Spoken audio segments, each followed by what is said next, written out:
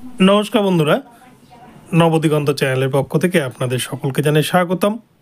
তো বন্ধুরা, আজকে সকালে গুড মর্নিং জানিয়ে আপনাদের সাথে এখন নতুন যে আপডেটটি শেয়ার করতে চলেছি সেটি হচ্ছে এসএসসি চেয়ারম্যান সিদ্ধার্থ মজুমদার মহাশয় তিনি গত 3 দিন আগে যে বৈঠক করেছিলেন সেখানে তিনি কথা দিয়েছিলেন যে যোগ্য অযোগ্য লিস্ট সেটি কিন্তু আগামী সোমবারের দিনই পাঠিয়ে দেবেন।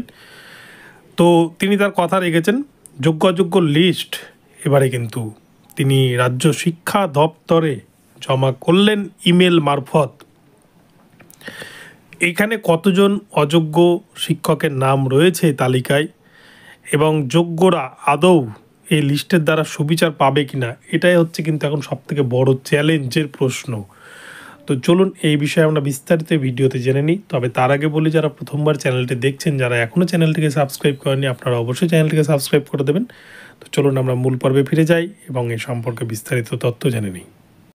তো বন্ধুরা, আমরা দেখছি বেশ কিছুদিন ধরেই সুপ্রিম কোর্ট 26,000-এর পুরো প্যানেল বাতিল করে দেওয়ায়, যেখানে কিন্তু নুড়ি আর কাঁকড় চালের সাথে পুরোটাই মিশে গেছে, যাকে কোনোভাবে পৃথক করা যাচ্ছে না। এসএসসিকে বারংবার তাদের স্ট্যান্ড জানাতে বলেও যোগ্য অযোগ্য লিস্ট চেয়েও কিন্তু কোনো সুরাহা মেলেনি। শেষ পর্যন্ত সুপ্রিম কোর্ট বাধ্য হয় পুরো প্যানেলটাকে বাতিল করে দিতে। আর এই প্যানেল বাতিলের পর থেকেই গোটা রাজ্য জুড়ে কিন্তু একটা প্রতিবাদের ঝড়, সেটা মুখ্যমন্ত্রীর বিরুদ্ধেই হোক, এসএসসির বিরুদ্ধেই হোক বা বিরোধীদের বিরুদ্ধেই হোক না কেন, যেখানে কিন্তু যোগ্য অযোগ্য তকমা একটা কিন্তু লেগেই রয়েছে। তো এই যোগ্য অযোগ্যর বিষয়টাতে পরিষ্কারভাবে কিন্তু বেশ কিছু বিষয় সুপ্রিম কোর্টের রায়ে কিন্তু উল্লেখ করা রয়েছে, কিন্তু তারপরেও রাজ্যের তরফ থেকে তার একটি অংশ অর্থাৎ যোগ্য অযোগ্য লিস্ট তারা জমা করবে বলে কিন্তু জানিয়েছেন।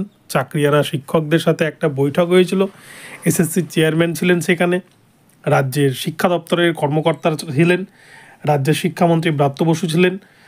কিন্তু সেই দিনই তারা বলেছিলেন যে সোমবারের দিন আমরা কিন্তু এই যোগ্য অযোগ্য লিস্ট পাবলিশ করব।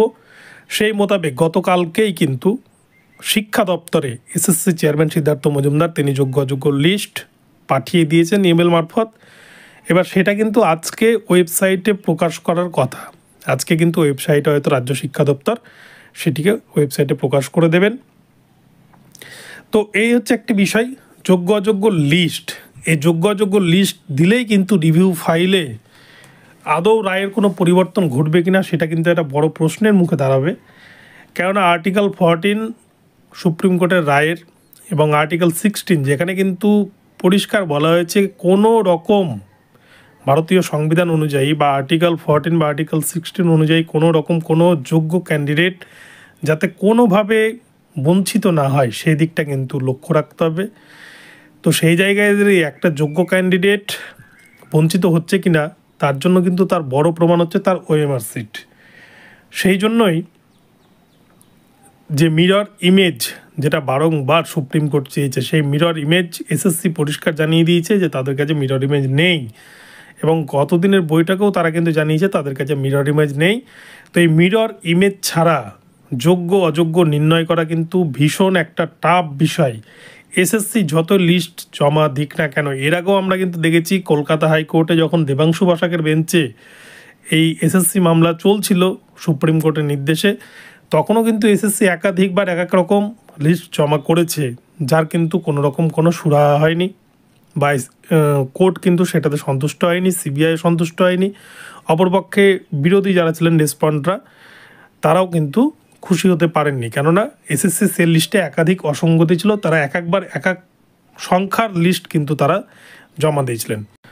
অপরপক্ষে আমরা সুপ্রিম কোর্ট থেকে দেখছি সুপ্রিম কোর্টেও এই এসএসসি মামলা প্রায় 1 বছর ধরে কিন্তু চলছে, এবং 1 বছর সময়কাল যাবৎ এসএসসি কিন্তু বিভিন্নবার বিভিন্ন রকমের সংখ্যাতত্ত্বের হিসাব সুপ্রিম কোর্টকে জানিয়েছে, যেটাতে কিন্তু মোটেই সন্তুষ্ট নয় এসএসসির কার্যকলাপে বা রাজ্যের কার্যকলাপে সুপ্রিম কোর্ট, যার জন্য কিন্তু তারা বারংবার যোগ্য অযোগ্য লিস্ট চেয়েও কিন্তু শেষ মতো কিন্তু একটা সন্তুষ্টির যে লিস্ট সেই লিস্ট কিন্তু পায়নি।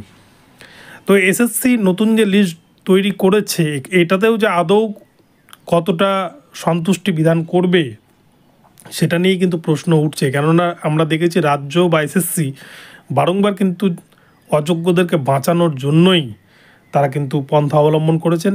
এমনকি গত 7 তারিখের যে ইন্ডোর স্টেডিয়ামের মিটিং, সেখানেও কিন্তু আমরা মুখ্যমন্ত্রীর মুখে বলতে শুনেছি যে আগে যোগ্যদের বিষয়টা ভাবা হবে, তারপর অযোগ্যদের বিষয়, মানে অযোগ্যদেরকে কিন্তু কিছুতেই রাজ্য ছাড়ছে না, অযোগ্যদের বিষয়টা কিন্তু অবশ্যই ভাববেন।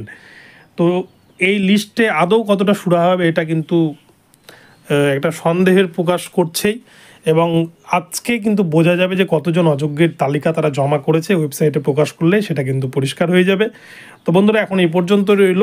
ভিডিওটি ভালো লাগলে চ্যানেলটিকে সাবস্ক্রাইব করে দেবেন। দেখা হচ্ছে পরবর্তী ভিডিওতে। সকলে ভালো থাকবেন, ধন্যবাদ।